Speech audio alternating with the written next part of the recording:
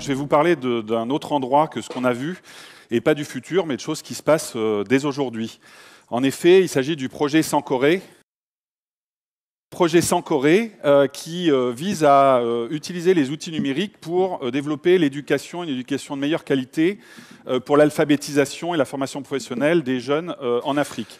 On utilise un logiciel de tableau numérique interactif qui est également un logiciel libre qui s'appelle Open Sankoré et qui va permettre de faire tout un tas de tâches depuis l'école maternelle jusqu'à l'université et en école de commerce. On pourrait tout à fait l'utiliser si on souhaitait utiliser le matériel qui est à disposition ici.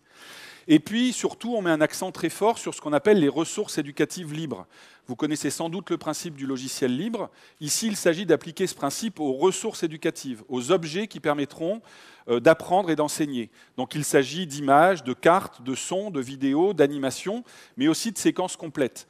J'ai mis ce logo parce que c'est le logo officiel porté par l'UNESCO, qui, en juin 2012, a fait une déclaration officielle pour encourager tous les pays du monde à ce que les ressources éducatives puissent librement circuler, librement s'échanger.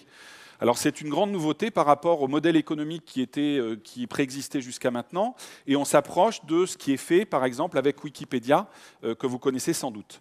Alors dans ces ressources éducatives libres, je vous ai juste mis une illustration parce que ça serait trop long, qui sont des collections d'images qui ont été faites. Ici, celles-là sont réalisées par des collègues graphistes au Sénégal.